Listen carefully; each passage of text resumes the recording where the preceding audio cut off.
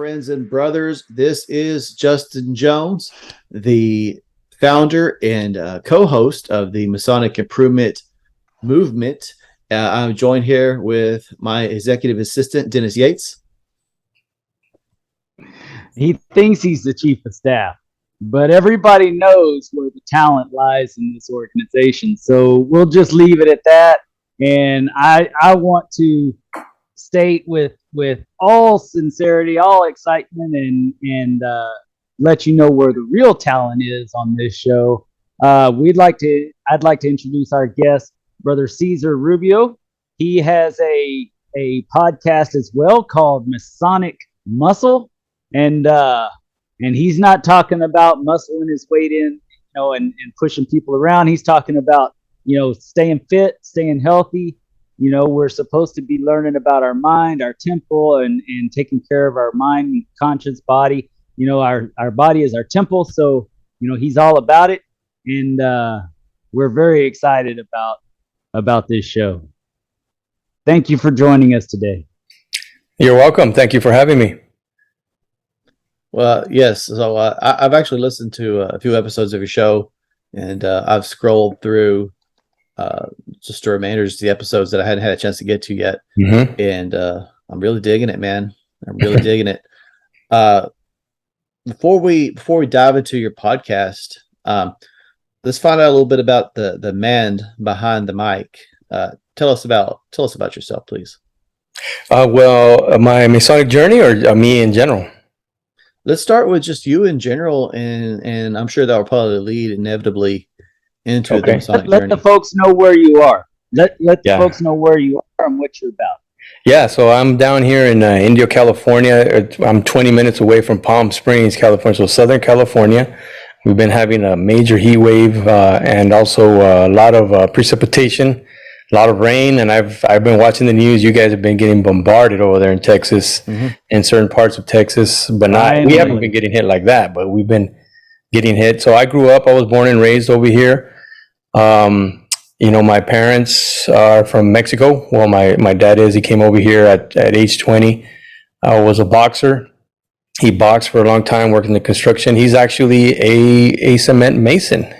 So when he started hearing about Freemasonry, he would tell me, "Hey son, I'm already a mason." He was a Finnish cement mason for a long time, and he was working in a union. He was a union mason as well. So anyways, I started playing baseball at 12. I really, really enjoyed the competition, the challenge to improve. And then as I started to, attend school, every time we would, our class would go to the library, I would always go to the mystery parts, the books on Bigfoot, the books on UFOs. And I've noticed that in a lot of these podcasts, a lot of us did the same thing, so those are the ones I would go for, and I would read those. I would actually read the little stories, little captions, and the Loch Ness Monster and all that. Those are the ones that I really, really, was gravitated towards. And then when I joined high school, I played football and baseball. I fell in love with football, American football. I put on the pads. I was a slot receiver. And to this day, NFL football is big in my life because I got to appreciate Hell Week, 2-a-days. Our coach was a big Vince Lombardi fan. So we would get all the Vince Lombardi cliches and statements and everything. We didn't know what the hell he was talking about till years later.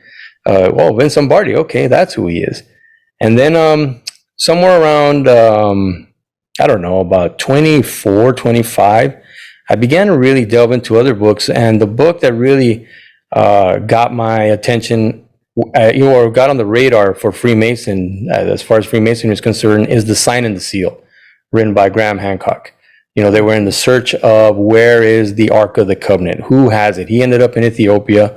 He ended up talking to those priests. But in the second half of that book, because it's a giant book, this book is like 500 pages.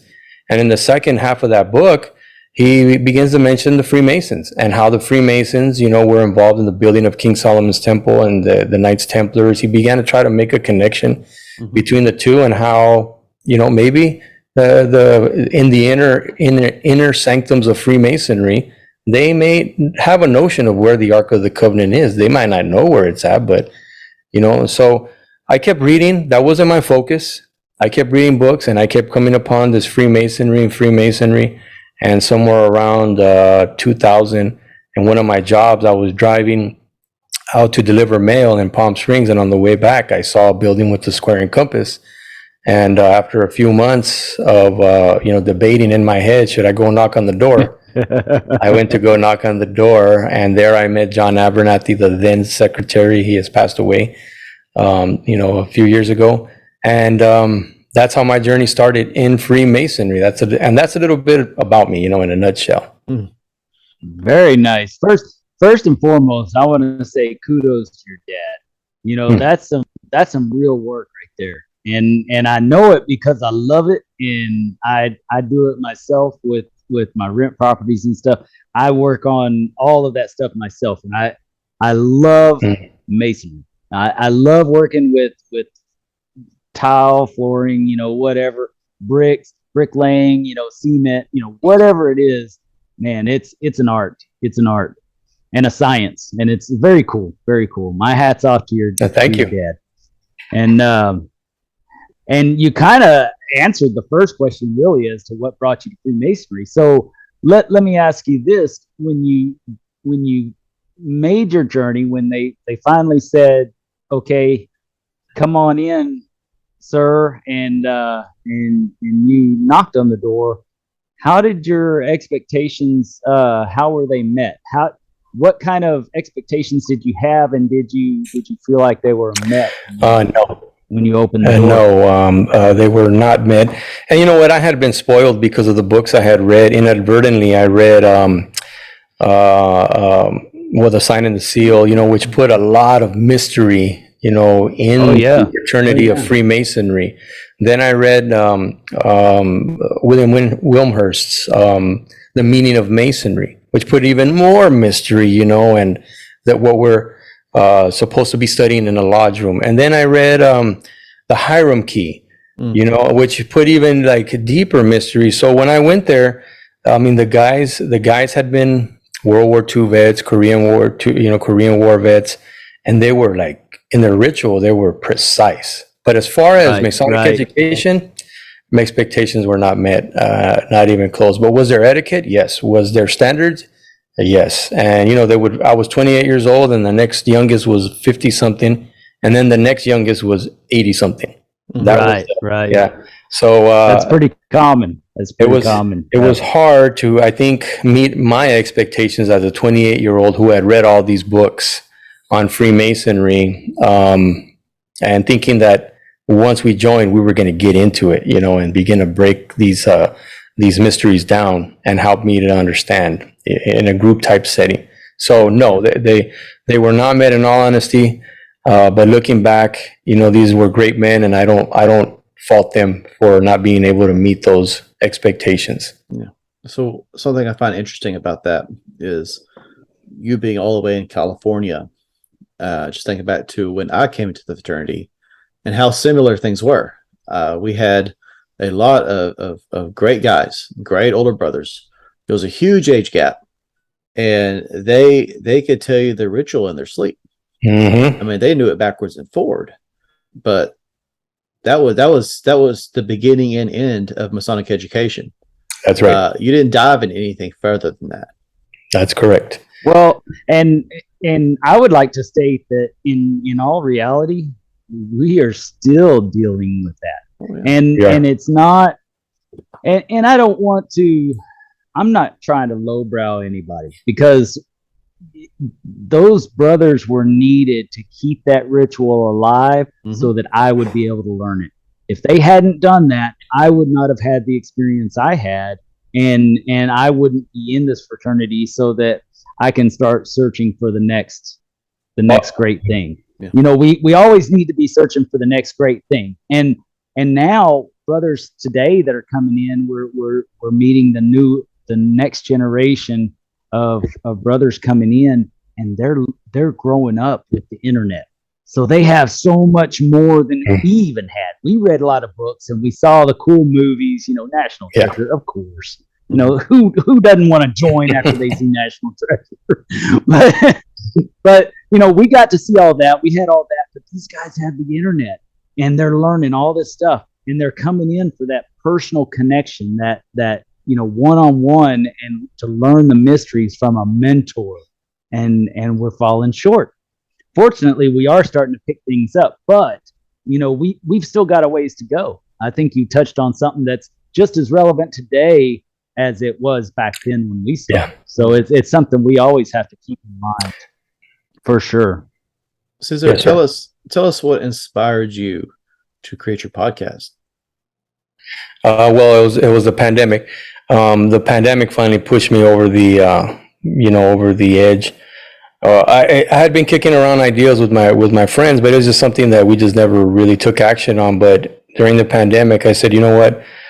Because I like to exercise, and I thought one of the best ways we can help ourselves combat this thing that's out there is to increase our level of fitness, right? Whether it's through exercise, getting more sun, getting more oxygen, more water.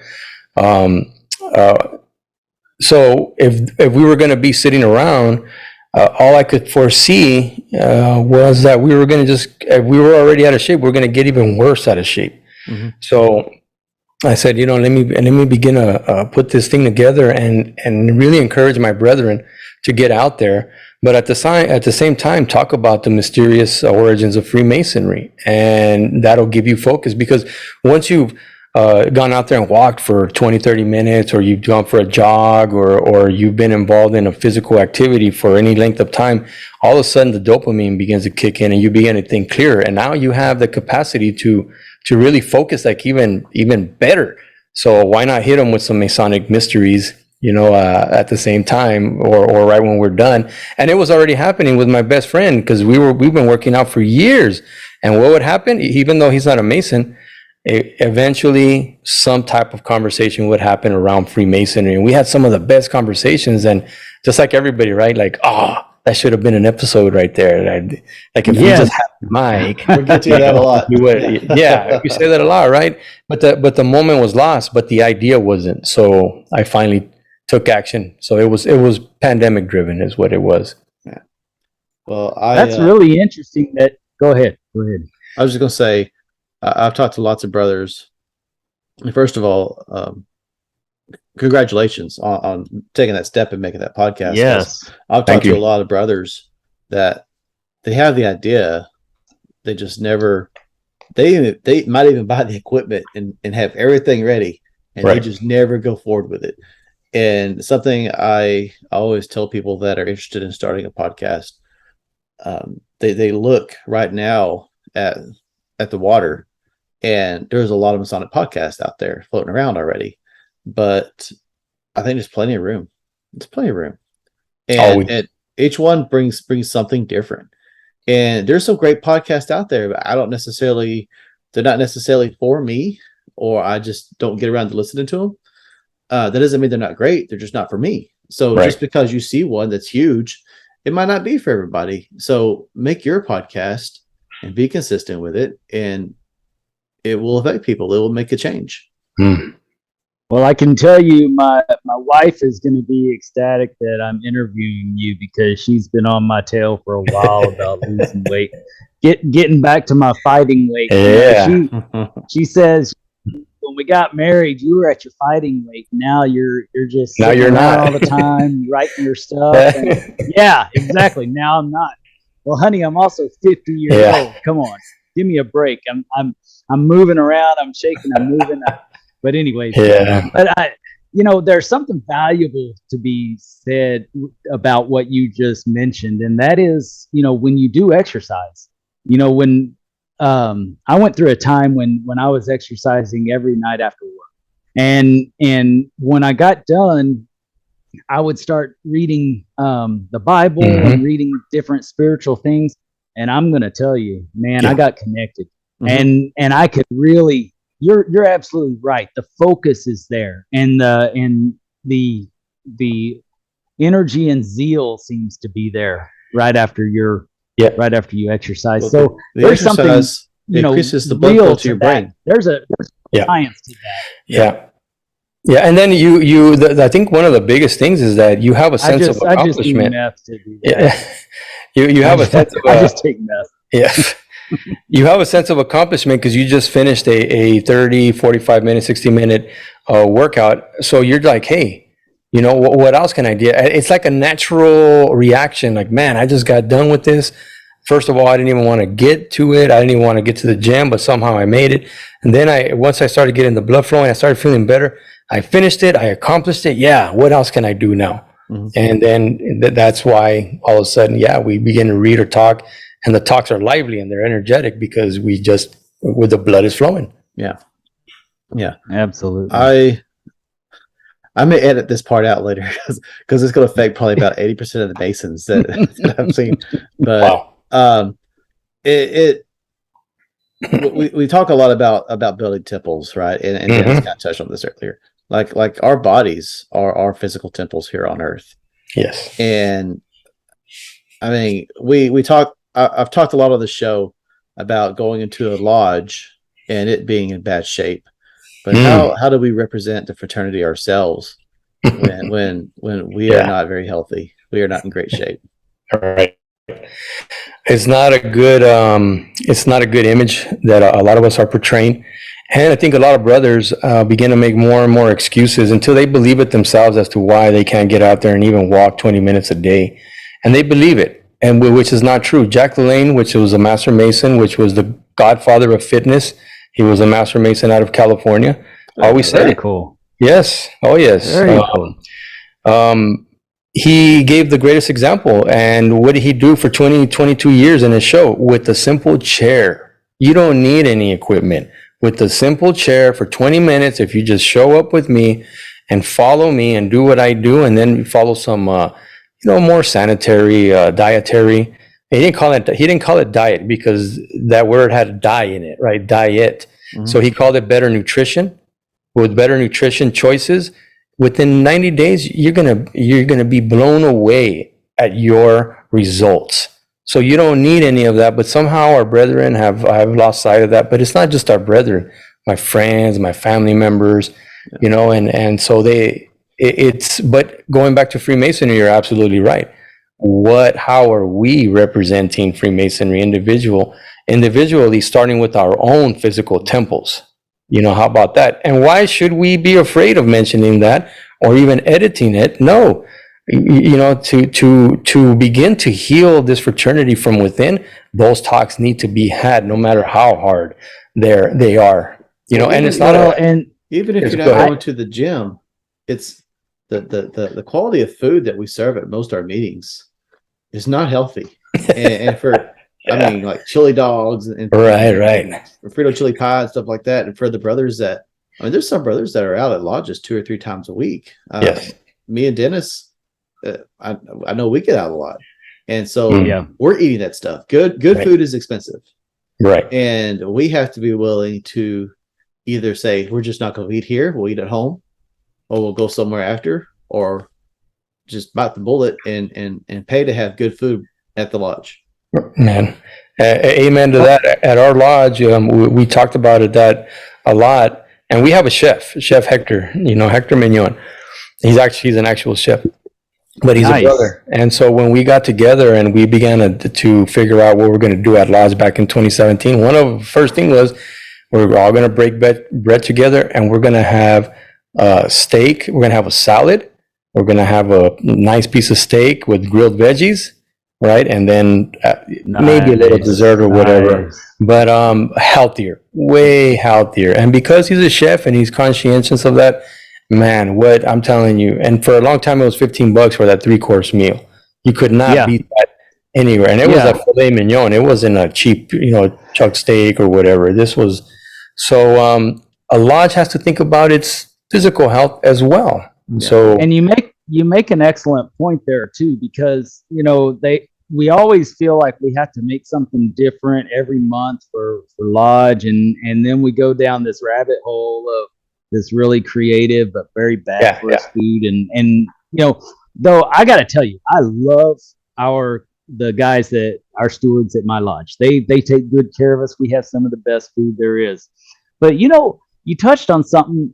Why not just make it a simple steak or chicken option, and with grilled vegetables and a salad, and make it a nice attractive meal. And why not have that once a month? If we did, even if it's the same thing, we wouldn't have to go somewhere else to get that good steak. If you have somebody that's cooking it up right and That's doing correct. a good job, you wouldn't have to go out for that. So you know that you're going to have a good steak at Lodge. That's cool. That's a cool vibe right there, knowing that you're going to have food and healthy. And yeah, I'm all about it. That's a good idea.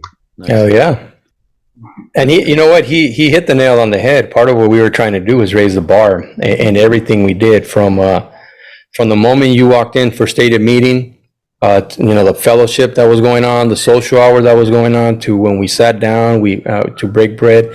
We'd say a prayer, and then we broke bread, and then throughout that 1 hour dinner, we would probably have one or two toasts. It can be whatever it is, but it was always circulating around an awesome meal. So I don't know, you're going to record? Go ahead. I'm recording.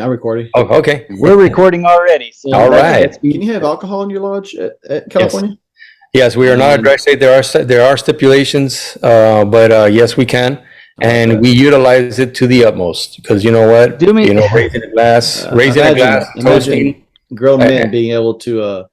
Can you imagine that? Yeah, just being able to act like grown men. I like that.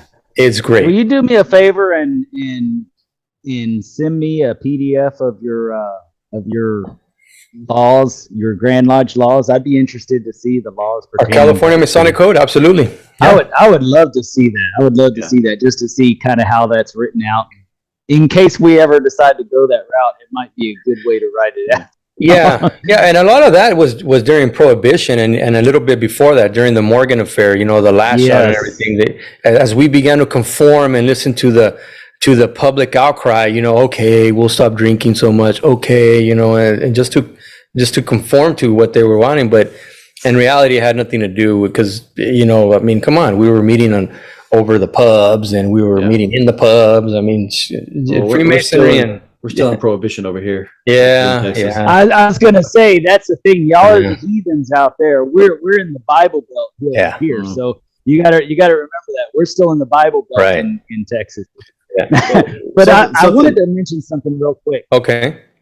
Just real quick, Justin. Just real quick. No, I wanted to touch on something you had said just a minute ago about the meal. About yes, and leveling up, and then talking about the fitness of ourselves as well, and our body as the temple and whatnot. Just real quick, a lot of times we get lost in this, it's the internal and not the external. I've said it 100 times, 1,000,000 times, and I'll say it a million more times, that our external is a true representation of our internal. So when we feel good about ourselves on the inside, we tend to feel a lot better outside, and we tend to do the things that are better for us to promote that better. When you feel good about yourself, you want to feel good all around, and so. Take it from me. I'm going tomorrow to get the nerves burned in my back so I don't hurt so much. And when it starts really hurting, I start gaining weight because I'm feeling bad. I'm not feeling like my regular self, and so it's there's something to be said about that. There really is, and you shouldn't feel bad about that. What's interesting about what you said, is that you said that it's the internal, not the external, and we're talking about physical health, right? Externally, you may appear to be morbidly obese, but that's all internal. That's internal. So what we're seeing is the external reflecting from the internal, and that can apply to so much more than just the physicalities that we're talking about. There we go, bingo. Now we're beginning to get into, a deeper level of acknowledgement, right? Before, what do all great companies do when they want to turn around, when they're suffering, they want to turn around? Someone comes in and finally helps everybody to see the reality and the true shape of the company. And then they start trimming the fat. and then they start trimming the fat, and then they start building muscle, and they start getting stronger. It's the same thing here. What I wanted to mention was, though, because a lot of people are still going to say, well, what does this have to do with Freemasonry? And still, man, come on, man. I mean, do we really have to spell it out for you? I mean, part of what we're doing in Freemasonry is that we're in the process of the building of King Solomon's temple, right, which was to house the Ark of the Covenant. And once that was done and the Ark of the Covenant was finally placed inside the Sanctum Sanctorum, the only way you can go in there and commune with God was through what? Through fasting, through physical preparation, through meditation, through contemplation. And this took weeks and weeks and weeks. King Solomon and King David and Moses were only allowed to go in there like once a year. It was only the Levitical priests, I think, that were in and around working where the Ark of the Covenant was, because anybody else goes in there, they're going to get shocked and killed or whatever that was going on, get lepers. Mm-hmm. So why? Well, we're supposed to be physically fit and fasting and preparing and meditating and understanding how to commune with ourselves. So, brothers, I hate to break it to you, but it's one and the same. Right. You're absolutely right. And I've seen it firsthand at the very worst part of my life. I was very obese. I'm still not a spring chicken right now, but I used to weigh 210 pounds at 5'6.5". Whoa, that's a lot of weight. Whoa, and after my whole world fell apart, and after my wife divorced me, I lost 40 pounds. Oh, 40 pounds. Yeah, and so and that's actually 60 pounds, because I was 148. My fighting weight to my wife now is 148. So that was 60 pounds less. So yeah. Wow. And as I felt better about myself, then I was able to attract a nice, young, beautiful woman to love me again and start it over. Hey.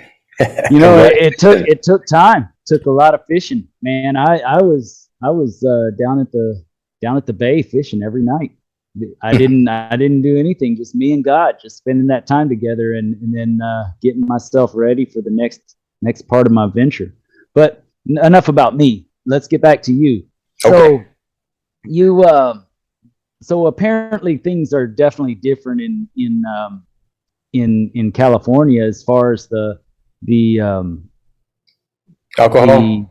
The ability to do different things. But what about the ritual, without going too far into what any meanings are or anything like that? What would you say it is as far as esoteric, the teaching, all that kind of stuff that you expect to get from Lodge? Kind of expand a little bit on what that's like in California, because we really have no idea. Well, in California, we have a combination Preston Webb, ritual. So somehow we've inherited that. When Grand Lodge was formed, I think it was 7 different lodges came together in Sacramento, I think, and they all were carrying charters from different states.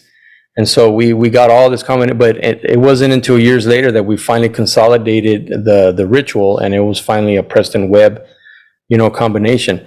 So there's still a lot of Preston in there, right? And then with the American, Webb, his rendition of what Preston was saying.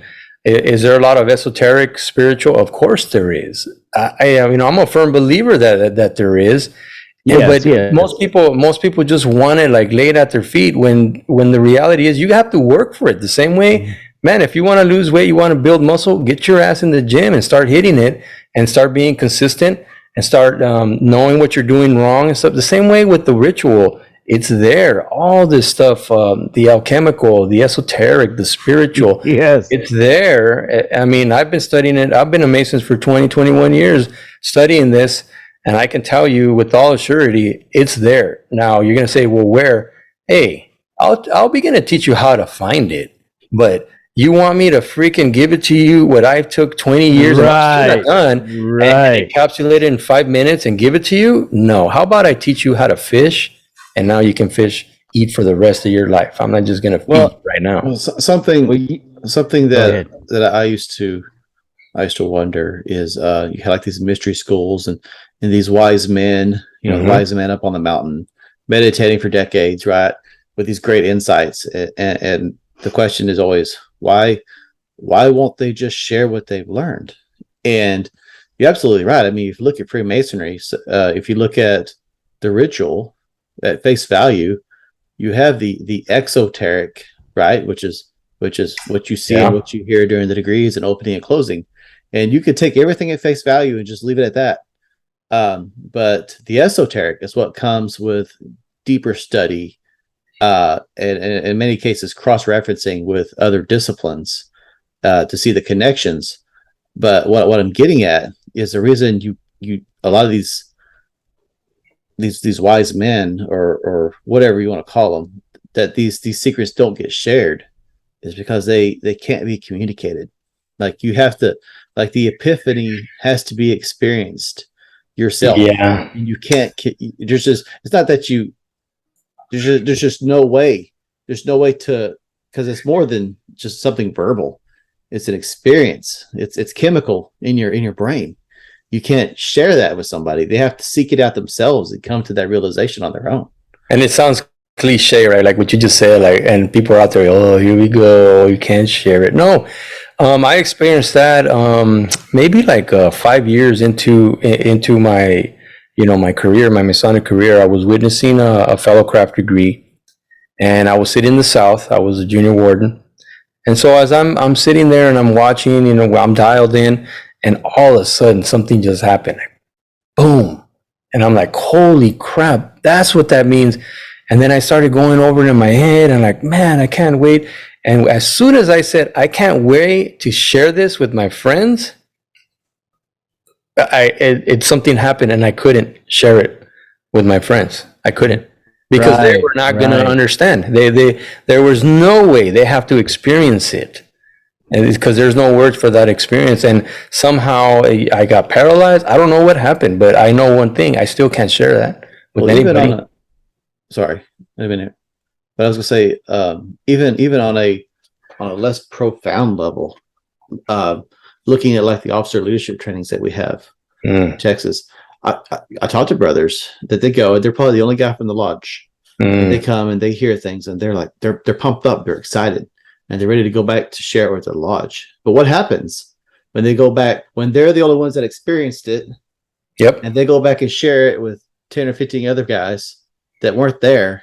Well, we can't do that here. That might work. That might work in the city, or that might work in West Texas. Exactly. That would never work here. That would never fly. Although everything we've created is cookie cutter. Yeah. Exactly. Which is there's two things that I caught. Go ahead. It's important. It's important to share these experiences. And from a Masonic perspective, like anytime there's a degree or something going on, I try to share brothers, bring them with me so they can share. They can reach their own epiphanies and come to conclusions on their own. Well, and that's mentorship. And I was going to touch on that, but before I touch on that, I want to run back real quick on what you were saying. There's two things that I really caught on to on that. Number one, consistency. Yep. You said, the first thing, you got to get off your ass and do it. And you got to, and consistency is key. You just do a little bit at a time, even if you're just reading like a few paragraphs a morning when you get up, and you just get into that rhythm of just continuously reading. It doesn't have to be a lot. It doesn't have to be a big, profound anything. Just start reading something going towards that general direction. And then you'll eventually build up to where those epiphany moments will happen. They always do. They always do. But you have to build yourself up and be ready for it before you can. It's kind of like back in the, now I'm stretching back in the day when I used to actually really work out. You work out, and then you have the one day that you go in and you just see what your max is and see what you can do. All of a sudden, boom, you can hit this level you never could hit before. But that's because you've been, doing the reps. You've been doing the repetitions, been building up, lower weights. Yeah, and finally you're able. It's the same thing. You do the same thing with your mind. So you feed your mind all this stuff, and then all of a sudden, boom, it comes to you in one moment. And just like you said, it very rarely can we explain it to someone else? Especially if you don't write it down. That's why I do so much writing, because I know that there's no way I can explain it any other time. The other thought that I had just completely slipped my mind after that one. That one was such a good one, but that Well, jury's out on it, but okay. let me just pat myself backwards. Let's not jump to That was conclusions. Yeah. That was a pretty good one. Thank you for feeding me that nugget so that I could take it that one step further. Cesar, But Yes.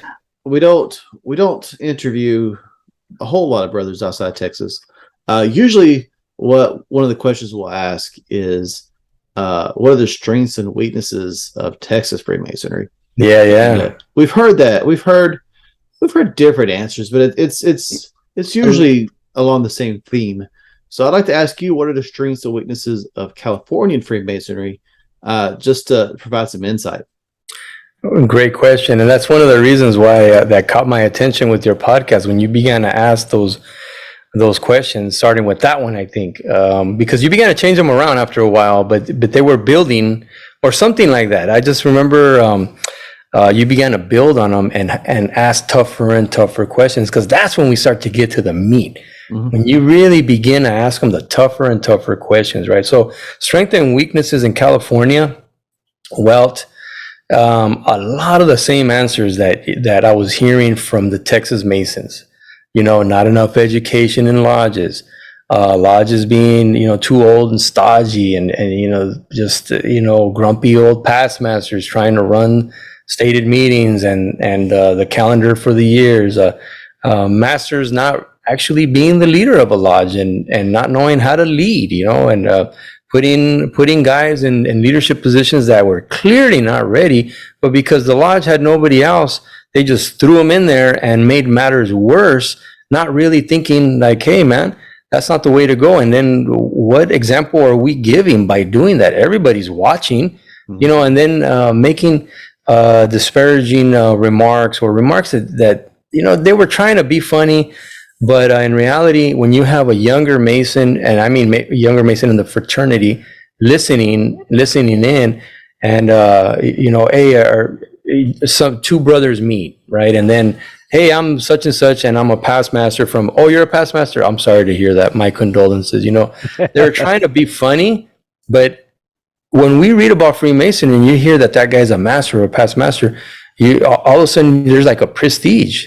We're supposed to be. They're supposed to be. Yes. And then you learn about that they only get there by merit alone. But then when you start attending lodge and you start seeing how it really works, there was no merit, for a lot of these lodges. They just threw them in there. So that was some of the weaknesses. What was some of the strengths? Well, Grand Lodge of California for many, many years has been a leader in leadership training, in introducing different ways to engage the members of the lodge, reaching out to us and doing these surveys. We've been doing these for years and years and years, creating a 5-year plan for Grand Lodge.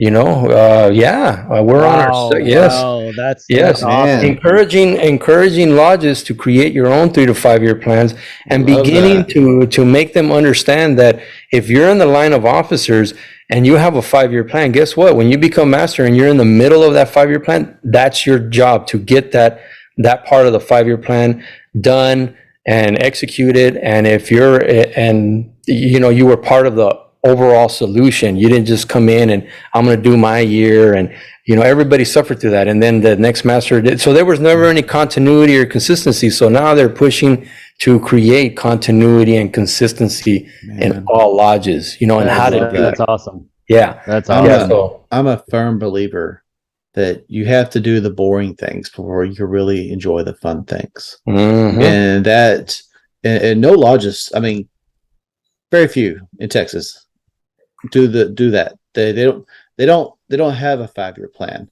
I also think it's important to have some kind of a vision or a mission statement for your lodge. Yes. And somewhere. How do you build a plan? How do you build a plan if you don't have a vision? You got to know vision or mission. Yeah.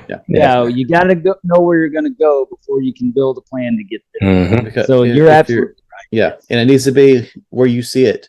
Actually, Dennis, I can't remember the name of the lodge, but I saw we were at the Fort Worth building last weekend or weekend before last. Whatever room Masonicon was in, that lodge had It's Fort their Worth, vision. Fort Worth 148. Was it Fort Worth? They had their Yes. vision right outside when you walk in, or maybe it was their mission statement, but I think it said their vision. And it's like that's powerful, because if you just create it and put it somewhere, file it away, you might as well have never done it. Mm-hmm. But if you put it somewhere prominent, it reminds the brothers what we're about and what we're doing, then that sets the tone. Yeah, it keeps your focus. Absolutely. Yep. Absolutely. Yep. So that's something that we teach in our officer leadership training as well. And it kind of makes my stomach turn every time I hear the beginning of that presentation. You know, we talk about the succession planning, and we say, or the person who does it says, you know, we're going to teach you how to do this, even though our Grand Lodge doesn't do this. And it just kind of makes my stomach churn every time, because, you know, we really should. Our Grand Lodges should be doing this, and we should be emulating what our Grand Lodge does, so that we can all be successful on the same. Yeah, so that's what and it really. Go ahead. That's what blew me away when you said that California has a 5-year plan, because, and I don't mean to say, I'm not speaking negatively of anyone at our Grand Lodge, right? I'm not trying to disparage anything that anybody's doing, but our 5-year plan is 1 year plan at a time. Yeah. And it's a different program, often very similar, different name, same result. What's interesting is there are other Grand Lodges talking about implementing this at this time. Right now, they are talking about doing this kind of stuff. I've talked with some brothers from some right worshipful brothers from other jurisdictions, and they're talking about trying to create these things. And even Texas there was a grandmaster who wanted to do that and saw the value in it, but everybody else was mad because he had his team create the plan for everybody instead of them including them together, and that's why it never did come to fruition. So, and that's another thing, is that, you know, something will fail one time or not happen exactly the way you want it, and then it's all, oh, that didn't work, let's just go back to the way it's always been, and then you don't progress. And I think that we really ought to take notice of that and take ourselves to the next level. Sorry, I didn't mean to steal your thunder there. Junior co-host Cesar, I heard it. Yes, sir. If you could change anything about Freemasonry at this point, what do you feel would be the most important thing to address? Wow. Man, I would have to create a list, but off the top of my head, I would say, you know, the Masonic education that, you know, within the lodges, and you know, having it. I've seen in our lodge, we have basically every meeting, we have some sort of Masonic education. I'm the officers coach there, so even before practices, depending on what degree we're gonna be on, I give them a 3, 5, or 7 minute long educational thing on corn, wine, and oil, on the Northeast corner, on why it's important to, you know, work together on a ritual floor work, all this stuff. I would change that. I would change, hey man, you've got to continue to push Masonic education and make it like the core of every single meeting. You cannot, because that's why we're battling right now. That's why we are where we're still at right now, because you said something key. You said, hey, our Grand Lodge doesn't have a 3 to 5 year plan. Well, every lodge has, you know, every lodge is composed of its own individual members, and it's their duty to get together. And it's hard, right? It's hard to get together that group of men to sit down long enough to think about, okay, what do we want for the next 3 to 5 years? What does that look like? That's a lot of mental output. And we're not trained to think that way as a group. So now we're going against the tide, and it's already enough for us to go and spend time away from our kids, our wives, and stuff like that, Now you want me to start thinking about 3 to 5 year plan? I mean, you're asking too much, but in reality, that's our future. If we don't do it now, we're going to continue to just, be like rudderless. But that's one thing I would change. I would continue to push Masonic education and make it the central thing of Freemasonry. I don't know what that'll look like, but Masonic education. And I'm not talking about ritual or no. You really kind of maybe realize something is that you can't just take a whole bunch of brothers and sit them in the dining room and say we're going to come up with a 5-year plan. You really almost have to educate them on how to set goals to start with. Like this is a SMART goal. This is this is how we measure it.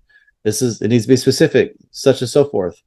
So it's not a one day thing.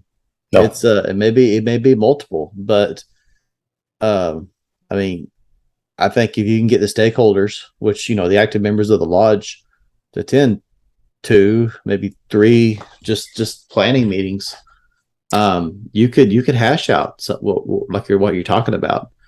And I think when 99% of lodges don't have some kind of a vision or statement or anything like that, it's really hard to look at the Grand Lodge and say you're dropping the ball here when no one else is doing it either. Well, exactly. My point about that, you picked up on it. My point about that is that if it begins to happen at the Blue Lodge level, constituent lodge, eventually those guys become Grand Lodge officers, and they take those practices with them, and now it's baked in to our overall, philosophy of how we're going to help this fraternity move forward in the future, because we've been practicing it all along at the Blue Lodge foundational level. So, you said something that's very important, and that is that Grand Lodge officers come from the Blue Lodge level. They are us. They are them. And when you look at Grand Lodge, we also have to remember that a lot of times people say, "Oh, that guy just wants a title. He just wants to be in the seat, whatever, blah blah blah." But generally speaking, the guys that are in Grand Lodge are the guys that were the shakers and movers in their area. Otherwise, they wouldn't have had that support.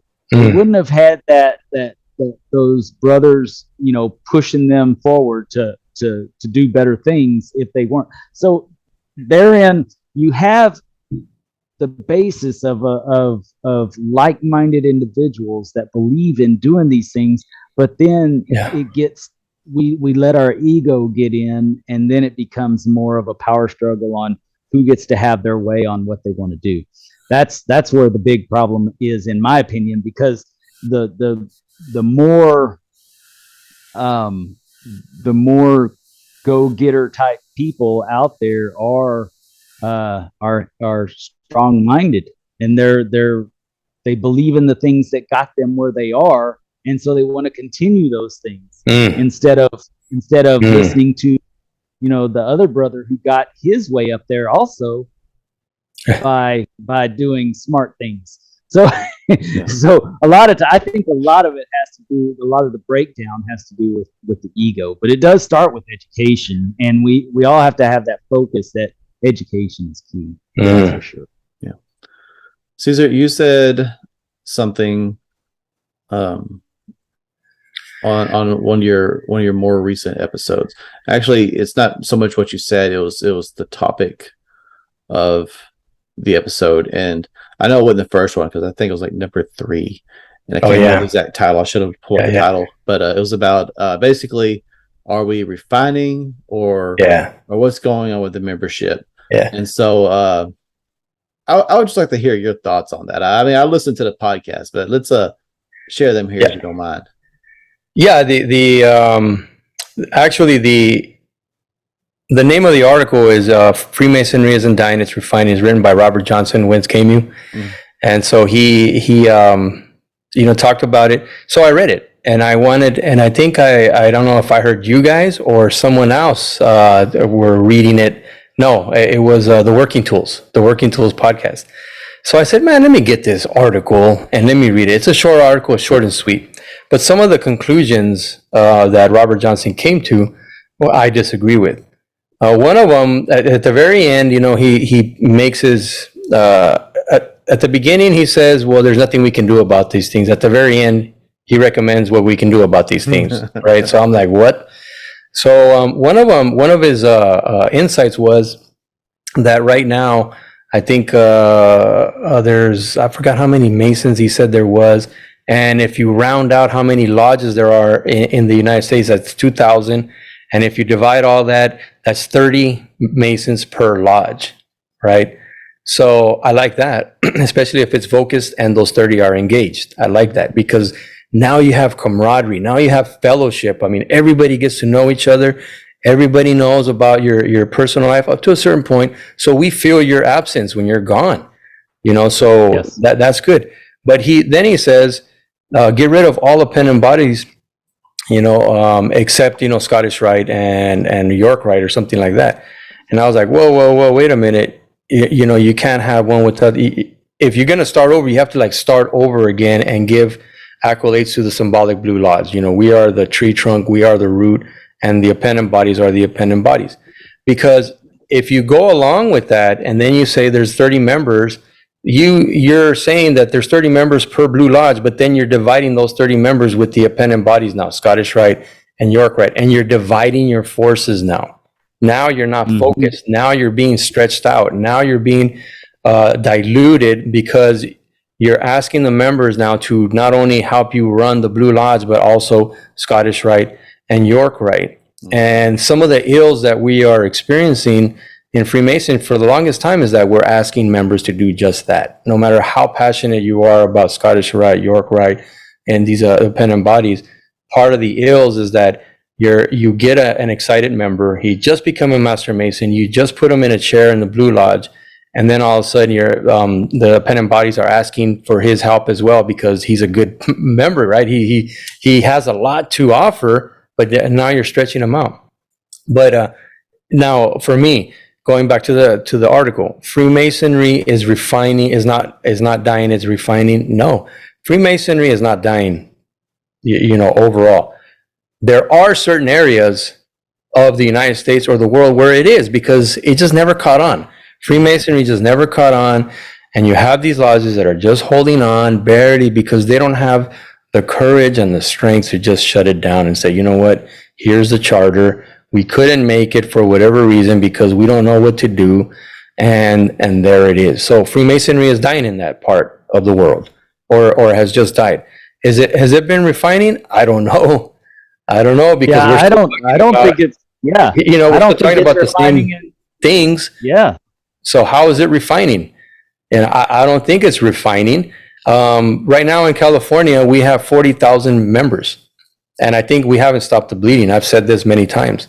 So now Grand Lodge, in its infinite wisdom, is beginning to react to that and creating these opportunities to bring members back and this and that, when we haven't even figured out what we want in a lodge. Mm-hmm. So how is that refining? That's not refining. That's just reacting, to the situation. So that's some of my take on that article.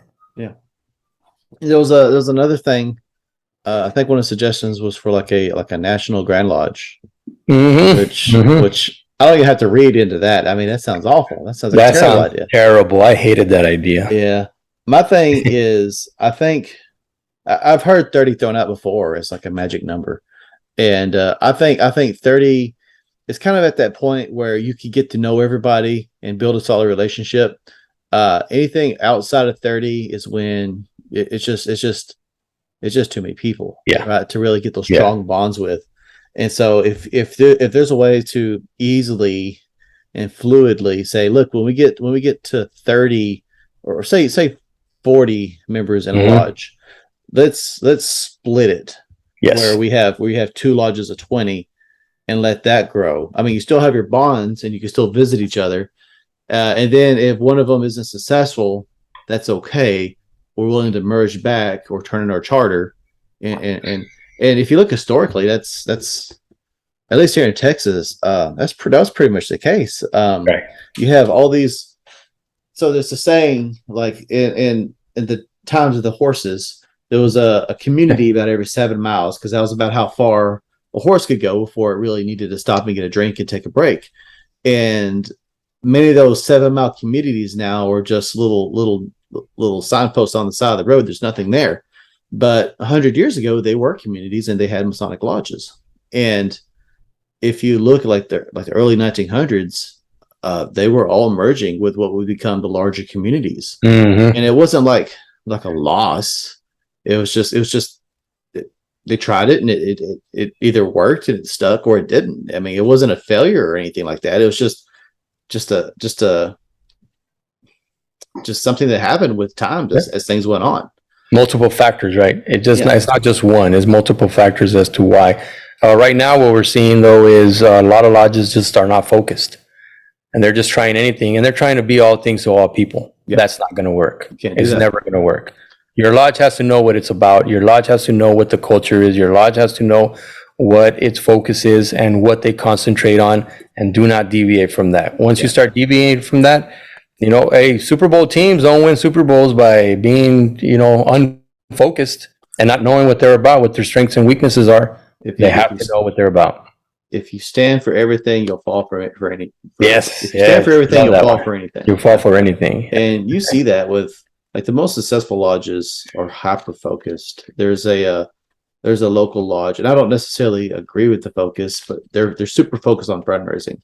That's their big thing. It's raising money and giving away. And if that's your brand of Freemasonry, that's fine. It's not mine. But they're super successful. They raise a huge amount of money, but they're laser focused. And the members that join that because that's what they want to do. But you'll see lodges that have. I think a lodge should be well rounded. But if you're trying to please everybody, if you're not saying this is an educational lodge, or this is we're going to focus on having great meals, or we're going to focus on doing great degrees, you're just there. You're just kind of floating. You don't really have a sail taking you anywhere. I think I have to disagree. You have to. And here's the reason why. Because not everybody. So it's good to have your key things that you're good at, that your whole lodge is good at, like your ritual or something like that. Goliad is known for our degree teams. We're known for our floor school. We're known for that. So it's a good thing. But at the same time, we're also not known for education. We're not known for our fundraising. We're not known for, we are known for our dinners. But so I live in Goliad, a city of 1,900 people. We have a pretty big lodge, and it's a pretty solid lodge too. But I'm traveling an hour and a half away from my lodge because we don't have the education that I desire, and I can't take all that on myself. I have to learn it from somebody. I do take some of it back, and I'm always there to help other brothers if they want to learn the stuff. But when you hyper focus on just one thing, then you're not going to catch those brothers that are interested in something else. And then you got to have the different options there, but you have to have the vision of Freemasonry. Yes, that's the vision. But if you don't have your different little niches that people can get excited about in the lodge, then you're going to lose those to somebody else. I don't want you brothers to get me wrong, though. I do believe that you need to have that focused vision. You need to have that.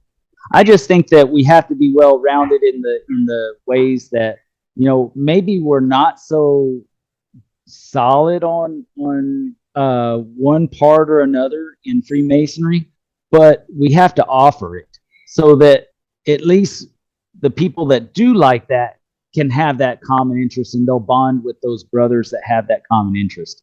But we can overall have a bigger focus on what this lodge does in general, what their big thing is.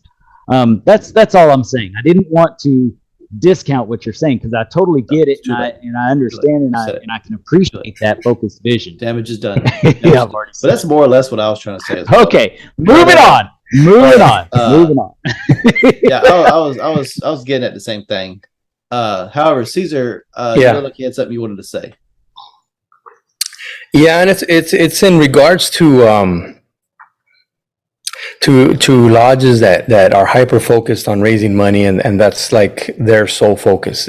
Now they still have to have stated meetings. I understand that we all have to have stated meetings. We have to run our business, pay our bills, and things like that. But when someone comes to your lodge and asks you, well, you know, I saw this thing and it said we take a good man and make them better, and then you sit down and now you're having dinner with those guys. And hey, so how are you going to make me, how is this lodge going to make me a better man? Oh, well, you know, all year long we raise money and we raise thousands of dollars. And when we have the amount that we wanted to hit, we write a check and we donate it. And that's how we make you a better man. Yeah. Now, there's a huge gap in there, right? There's a huge, like, what? Like, so that's how I'm going to become a better man. So now all of a sudden there's no internal. Now there's all of a sudden I'm not going to learn about what I just went through. Now all of a sudden we're not going to explore the symbols or the mysterious origins of Freemasonry like I like to focus on. Now all of a sudden we're not giving you any leadership, mentoring. We're going to focus on. We're not teaching you anything. We're not teaching you. Teach you how to raise ask money. for money from somebody else and give it and act like we're the ones that are doing I know there's going to be brothers that they're going to argue all day long with me and no, what you don't understand, no, the time for that is over. Because none of that helped us keep Masons in California. None of that helped it. But what I do consistently hear is they want to know about where this came from. They want to know about the esoteric part. They want to know about the symbols. They want to know, is this connected to the ancient Egyptian pharaohs? Is this to the Sumerian Empire? Does this have anything to do with the Epic of Gilgamesh? And there's a whole lot deeper. They want to go internal. They don't want you to teach them how to write a check to this. So that's what I got to say about that. Since you started this train, and we'll hop on. I'll pick up this one. To me personally, charity is giving of yourself. Mm-hmm. And so, example, if I see someone that's in need and I give $100 out of my wallet, I feel that. That's charity. I feel that. That's charity, and it I feel satisfaction for helping somebody. But at the same time, there's a hole in my wallet now. I feel that. I feel it. It's $100 I could have used for something else. That's charity. Mm-hmm. Now, if I, on the other hand, host an event where I take someone else's money and then turn around and give it to this person in need and say, hey, take a picture with me so we can put in the newspaper, tell everyone how charitable I am. Yeah. I didn't really give them myself. It's a transfer of money. It's a transfer of wealth. I'm just the middleman. That's not charity. Especially if you're asking from the community to support. What? Yeah. Now, and I'll pick up the caboose on this. Well, hold on, I wasn't done. Okay, go ahead. I'll let you get Dennis, calm down. I'll let you get in trouble with who we're both thinking. That's fine. I'm used to being in trouble, but that's not charity. You're just fundraising. And going back to what we were talking about. I like that. That's fundraising. I like that. Okay. You're just raising funds. Yeah. Okay. And I don't mean it, but really, I'll just say it. If you want to join an organization just to raise money, I mean, we got Lions Club. There you go. There you go. Application, pay a fee. There's go to church. No ritual. Go to church. No memorization. Yeah. Do it through your church. Yeah. Join Lions Club or something. It's here's my fee. Here's my application. Let's raise money. There's a reason. That's what separates us. There's a reason we have, and that's why I left for a while. I don't know if you saw that video where I did. I left. I saw all that stuff. Yeah. Like we're running things like a Lions Club but why did I have to learn all this stuff? It doesn't make sense. It's that they contrast with each other so much. I was taught mysteries, and now I'm slinging barbecue on the side of the road raising funds. Right.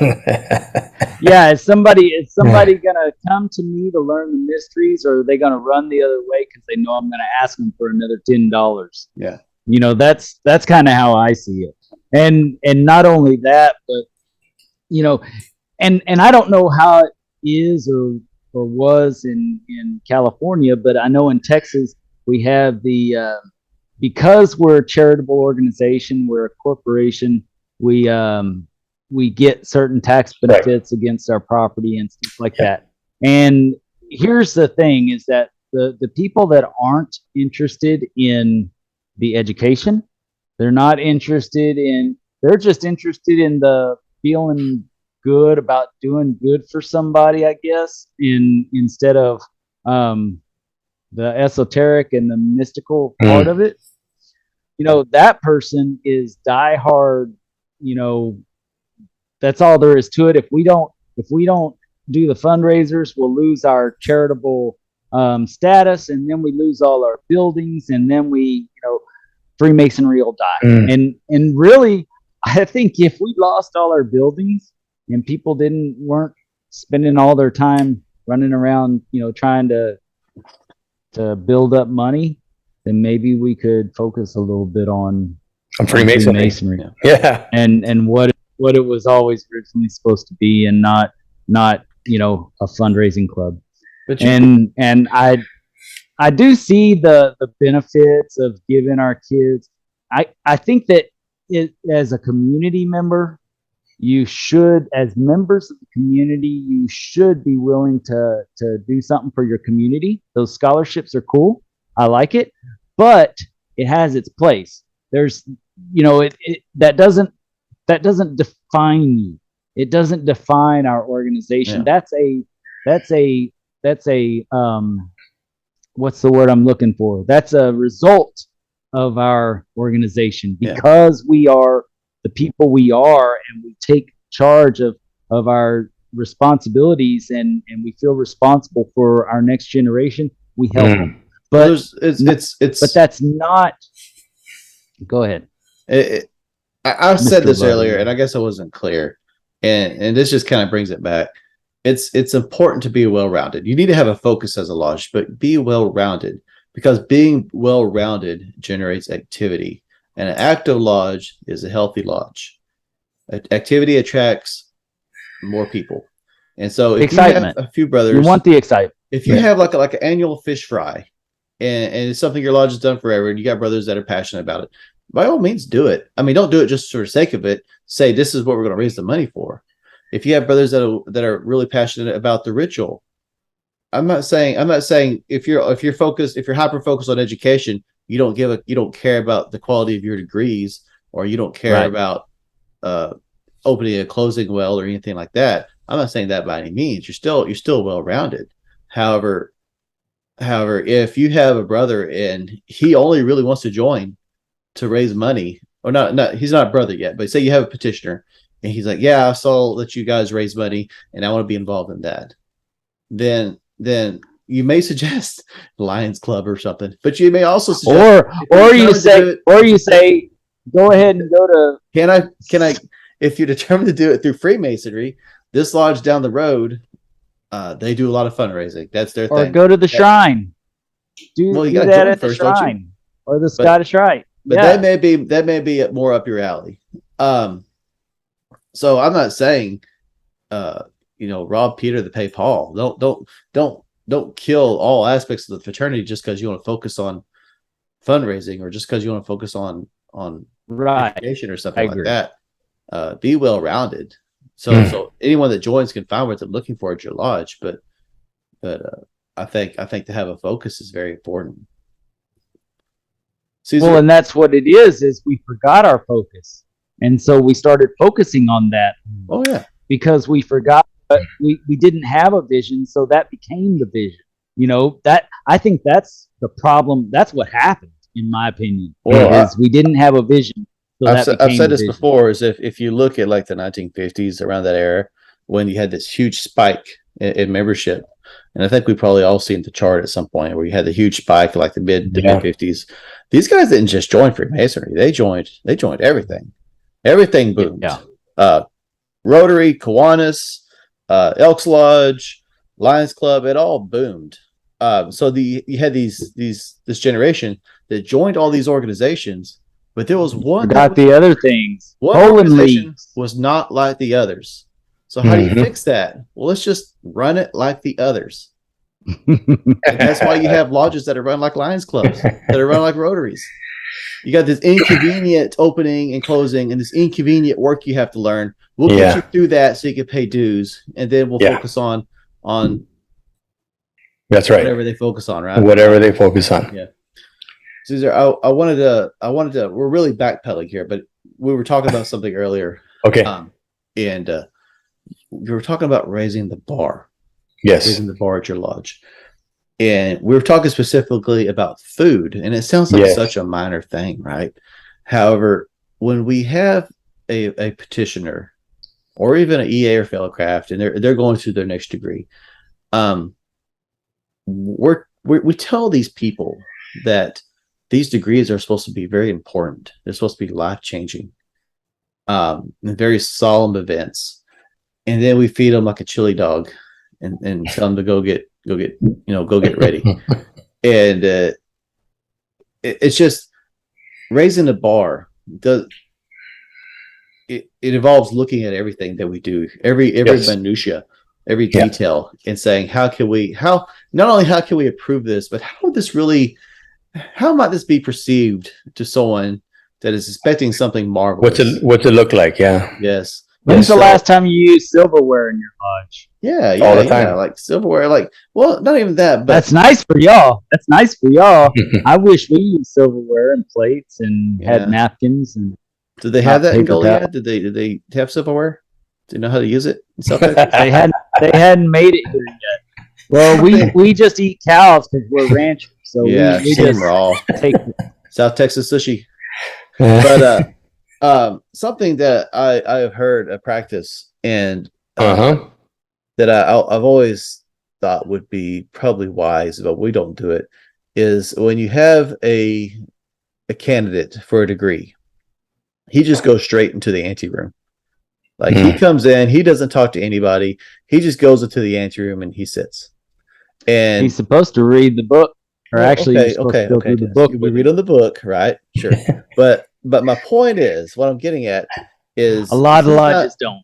He's not being exposed to anything mundane, right? And so he's not hearing the fart jokes. He's not hearing the goat jokes.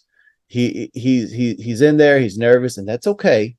That's good. Yeah, and he's preparing himself mentally, because everybody's just going to try to tell him that don't be nervous. This is something we all been through, which is all true. It's all true. But I think with a rite of passage, there's a certain benefit to having some kind of nervousness.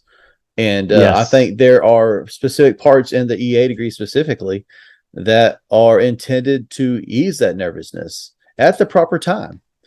And so just take the guy, put him in that ante room. He doesn't hear anything that's going to shatter his perception or affect his expectations other than what he's already perceived. I have a visitor. Well, I knew it was a dentist who'd go to his house. I know, right? Yeah, sitting there in the dark, in a black shirt. I know. I'm the creeper. But yeah, and so the meal is important. It's very important. We're going to I want to mention something. I met some brothers from Juarez this past weekend, and I went and visited their lodge. I can tell you that if you don't run away, you deserve to be there. It's the experience is so awesome that you experience when you even see that lodge for the first time. You know, when you take those initial steps, My gosh, we are doing it wrong. Oh my gosh. But Um, we have a long ways to go. We can always do better, and there's people that are thinking that as well, and so we're getting there. But well, I mean, I think what I'm getting from this, kind of what I'm getting from this, guys, is the solemnity, right? There has to be solemnity to it, and it's a yes, buildup. It's a buildup, and if you have enough of the members on board, you can do that, and you can achieve it, and it's palpable when you enter the lodge room. Everybody's dressed. You can tell everyone's geared up, and you can tell everybody's ready. And so, yeah, that adds to the mystique of everything that we're trying to accomplish, because we are not like Lions Club. We are not like Kiwanis and Rotary and all that. No, we are unique. As a matter of fact, most of them were spawned by members, of the fraternity. They were the ones who created it. And so when we forget that, and you were hitting upon that a little while ago, Dennis, when we forget that and we lose our focus, now we're on our heels, and we're trying to regain that momentum, right? But if you spend enough time with your members and the movers and shakers of your lodge, and you begin to break it down and say, hey, what would that look like? Well, if you were a prospect coming into our lodge, and we really wanted to impress the living shit out of them, what would that look like from beginning to end? From the moment he started attending our stated meeting meals, and we started to get to know him, from the moment we handed him an application, and then the moment we finally welcomed him through the doors to initiate him, what would that look like? And how can we make every single step of the way just be awesome and worthy of the fraternity, and our lodge? Mhm. How can we Yes. represent? And that takes time and effort, because everyone's going to have a great idea. For us, our chef Hector, right away, hey, I got the meals, and I already know what I'm going to do, because this. And as soon as he started telling us ideas, we were like, holy, you're right. That would be awesome. We're going to go with that. You got it. We'll get you some help. And, and he owns up to that. And then, yes. so Yes. it takes work and effort and a consistent focus, just like in exercise we've been talking about. You're not going to get the result unless you consistently focus and consistently continue to show up and pay attention to what's working, pay attention to what's not working, pay attention to your body, understand when you're starting to get burned out, when you're starting to get, tired, Yes. what you got to yes. do, and in order to relieve that. Sometimes brothers need relief, brotherly love, relief, and truth. Like, hey man, I got you, right? So I get what you're talking about, and it's very important for everybody to understand that, and the communication to your lodge, to be able to get that done, to be able to consistently provide that message over and Yes. over and over and over. I used to beat my guys over the head with that. If there was such a thing as a club with all those things written on it, I was just beating them over the head with it over and over and over again, until they started repeating some of the mantras, You right? kind of have to Yeah. with everybody. That's Yeah. normal. You just gotta. It's all about repetition until they get sick of it, Mm-hmm. and then they start repeating it. And then they start repeating it. Yeah. That's right. Yes. So yes. Cesar, at this Yes. point, I usually ask the guests if they just had any final thoughts, or just anything that was on their heart or on their chest that they wanted to get to during the interview, but they didn't have the opportunity. If I had something that I want to get off my chest. Yeah. Well, I think I can share with the fraternity and you guys. And first of all, thank you for having me. It's an honor after all these years watching you guys on YouTube and listening to your podcast, on the way to work or whatever, so it's fine. I'm finally here talking to you guys. So thank you. And I appreciate everything you've done. And My pleasure. you've definitely added value to a lot of Masons, including myself. That's Thank number you. one. Oh, thank Number you. two, to share with the brethren. Yeah. Guys, focus on the few, not the many. When you begin to create value in your lodge, and that value is consistent, the decision is going to be easy for the members to show up, including yourself. Mm-hmm. Yes. Don't be afraid to set high standards, guys. Do not be afraid to set high standards, brothers. What gets measured gets accomplished. I mean, these are obvious, right? But like, how come we're not hearing this in lodge consistently from our leadership? Yeah. Lodges can't be all things to all people. And the harder you work, the luckier you get. Why are we not hearing these types of mantras in our lodge? Now, but that's mundane. No, when you begin to focus on what I just said, it begins to become like highly esoteric, highly spiritual. Something begins to click in our little lizard brains, and it's like magic. All of a sudden, you begin to see things change. Yeah, and your perception begins to change, all because, and these things are baked into Freemasonry. We're the ones who lower standards. These things, Freemasonry is there. These standards are there in Freemasonry. Read Anderson's constitutions. Read the regulations, the old charges. Those standards are high. They're not low. Mm-hmm. So absolutely. So brothers, why do you continue to lower the bar? Why do you continue to want to lower the bar so that you can fill the lodges up? I don't want my lodge full. I don't want my lodge full. I want 20 people there. That's it. 20 people, 30 people that I know are going to be engaged. They love what they do. They love what they're learning. They love and they cherish the possibility of becoming a leader in our lodge, and maybe one day being in the East, shining light upon us. Mm-hmm. That's what I have to say. I love it. Amen. Something you inspired me, because something that I've always kind of thought is because I follow like Tony Robbins and Gary Vaynerchuk and oh gosh, I can't remember the name. But there's several people out there like on Instagram and TikTok, and I mean they're the movers and shakers. They're the influencers. They have positive things to share, growth oriented things to share. Mm-hmm. It's like where are the guys in the fraternity that are sharing things like this?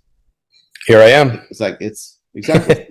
It's like there's if you're looking for that person, it probably needs to be you, right? Exactly. So that's why I say you inspire me. It's like because I listen to these guys, but you don't hear it. You don't hear it from other Masons, right? And I think we need to start hearing these things in our lodges, because these are all growth focused conversations these people are having. So if we're not hearing them in our lodge, are we having growth focused? And I'm not talking about membership growth. I'm talking about personal growth. Yes. We're not having. Are we having those conversations discussions? in our lodges? Yes. Love it. Very well put, and that's true. And I got to ask you, brothers, when would now be a good time to start doing that? Right? When would now be a good time? Yeah. Exactly. I mean, it's like what? Yeah, we should have been doing this, 2 weeks ago. But when would now be a good time to start having these talks and being real? Hey, there's these better business practices and all these principles. But wait a minute, we don't apply none of that to the lodge. All of a sudden, we can apply that to the lodge. These principles have been proven for thousands of years to work. And sometimes, unfortunately, inside of a lodge, we have to be a hard ass. Mm-hmm. There is no other way around it. Heads have to roll because humans react that way. Not the gentle craft and we're a gentle craft and all that stuff. No, hey, there's a reason why there's a common. That's not why. Yeah, no. That's not why what our ritual teaches. That's not what our ritual says. You have to run your lodge like a business. Yeah, while doing your best to maintain peace and harmony. Yeah. Right? Yeah. Now, sometimes you can't maintain peace and harmony. It just doesn't. Sometimes it's just a personality. You can't do it. But if you can't run your lodge like a business, you don't have to worry about the peace and harmony because your lodge is going to demise anyway. Yeah. And if you take this into what I've been preaching about, working out, body, mind, and soul, if you go into the gym and there is no peace and harmony in the gym. Weights are banging and clanging, chalk is flying, there's sweat, there's probably more than likely heavy metal music, mm-hmm. and you're going hard and there's chaos. But after about 3 or 4 months of hard work, where's the peace and harmony? Your body's chiseled. You've lowered the weight, right? Growth can only happen through pain and suffering. Yeah. Then you get to where you need to, what you need to get to. Dennis, do you have any final thoughts, Dennis? No, I don't have any. I don't have any. Okay, so no. So I knew you'd take advantage if I said no. All right, just to bounce off of what you guys have already said, because I totally agree with this, and you've heard us say this 1,000 times, and you know, if you look at any public speaker out there that is worth their weight, um, every one of them that is teaching you how to be better at anything, whether it's business, finance, Mm. how to work out, how to do anything. It starts with a plan. It Mhm. starts with a plan, and that plan is based on the vision. So really, it starts with the With vision, the and then vision. the plan is the vision is decided where you want to be, and they usually say you set out a 3, 5, and 10-year plan, and to maintain that vision. And sometimes the vision will shift a little bit here and there, but the ultimate goal is success, right? Yeah. And so the vision is structured towards success. The plan is structured towards success. And if you fall a little bit short, you're still successful because you did something a lot better than what you were doing before. And ultimately, when you do that and you follow the educational portion of what we teach in Freemasonry, that's when the peace and harmony comes. There's two Uh-huh. different I Yeah. have I have two different thoughts. So number one, when you're running on all cylinders, that's harmony. You think about your engine, and it has to Yes. run in a harmonic balance to run properly. And so when you're hitting all cylinders, you're just sailing along, and that's harmony. But the peace comes from that internal feeling of I've done this right, I've done this right, I've done this right. Everything is going according to plan. I feel at peace because the plan is working. Mm. Because Mm. I've put that forth that effort, but because I followed the guidelines of what I set out before myself, that inner peace comes. And then whenever you're listening to somebody else, um, the second part to this peace and harmony thing that I truly believe in is peace and harmony is not just an end result, but it's also a mindset on how you approach your brother. You always want to approach them with the thought that they want the best for Freemasonry too. They just don't necessarily think it's the same way yours is. So you have to show that brother love and understanding, and just have the open conversations and debates to get you there, to Mm. get you both there. Mm.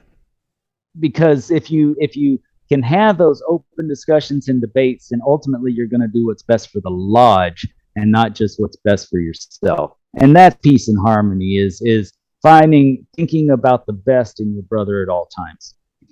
I have one last thing I'd like to say, and then I'll wrap this up. And that is that I want to officially tell you that we will be extending an invitation to you when it comes time. We're working on it right now. We've talked about it on several of our podcasts that we are going to have a we've spoken about the Masonic Improvement movement, and Justin and I have talked about it, and we are going to create a Masonic Improvement movement, and we're going to bring it to you guys out there. What we're doing is we're going to have a day of education, and it's going to be nuts and bolts stuff. It's going to be esoteric stuff. We're going to have some speakers, and then we're going to end it with a festive board, and we're going to have a good time all around. We will have a dress code. You will dress appropriately because we're all going to dress like we were told to dress, and we're going to carry ourselves like we were told to carry ourselves. We're going to learn together. We're going to be inspired together, and we're going to have Freemasonry. So we're planning on doing our first one in El Paso, and the time and date hasn't been set yet, but we have brothers that are working over there because we also have brothers in Mexico that are going to join Oh, us. nice. Texas brothers, New Mexico brothers, Mexico brothers, and hopefully a Californian brother, and Hey. hopefully a Louisiana brother or two, or a Florida brother. We've got all these people that we know that love the same things we love, and we're going to bring it to you. and we're going to start making this a very serious thing coming up. So keep in tune with that, because we will let you know as things progress. But that's going to be the first one, and we will have one on the other side of the state as well, so that we'll be able to reach brothers that they're not getting that Freemasonry from their local lodge. Okay. You know, El Paso's on an island out there. They don't get all the stuff that we get being part. And even I am closer than El Paso is from anybody else. You know, El Paso it's a haul. That's a long haul. And we're looking for dedicated members to come and make it successful. That's why we're letting you know now. But it'd probably be about as far for you to drive to El Paso as it would be for me or Dennis. Yes. Given where it's or at. me. Yes. It took 12 hours for me. Yeah, it took me 10 hours to drive to. Yeah. It took me 10 hours this past weekend to drive up there. Yeah. El Paso has a great Masonic community, and they just don't get the love. It does. They probably should. I think that's a great place to start. There's some brothers there. Yes, there are some brothers there that are just so in tune with all of it, and they're looking for that connection that we have. They want to feel that too, and we want to bring it to them. So, brothers, we're just letting you know we love you out there in El Paso, and we thank you for all your support. You've been so great to us, and we appreciate you, and we're making you number one. You're going to be our flagship. You're going to be our flagship event, and we're going to extend the invitation to Brother Rubio, and hopefully he'll be able to make it out when we do it. And of course, a few other of our guests that we've had over the years, and it's going to be a fun time. We're going to have some great stuff going on. Awesome. We may even invite Dennis to this. Hey, I said may. Don't get excited. Don't want to promise. I will pay any price for my free. That's a tentative. That's maybe. Yeah, that's a. Yeah, right. Right. Well, I just want to wrap up. Thanking you, Cesar, for coming on the show. Thank you, Cesar. This has been a great show. Fantastic interview. I knew after listening to your podcast, it was going to be a great conversation. It did not disappoint. Thank you so much for your support and listening to the show. If you ever want Dennis or I to come on to yours, just let us know, and we'll be happy to work something out. Absolutely. Before we go, why don't you tell the listeners where they can find you and how they can get a hold of you? Yeah. Yes. Yeah. Thank you. I'm on Spotify. I'm on iTunes. I'm on like 4 other platforms. So that's number one. I have an Instagram account if you want to follow me at Masonic Muscle. And then if you want to write to me, give me your ideas. If you want to come on the show, tell me what it's about. I'm at masonicmuscle357@gmail.com. And just remember, my focus is very simple. I focus on the mysterious origins of Freemasonry while encouraging you, brethren, to increase your level of fitness 1 degree at a time, because to get fit, you have to progressively increase, right? Yes. The intensity, right? And it is a progressive science, kind of like something that we're involved in, right? I heard somewhere, like that, isn't it?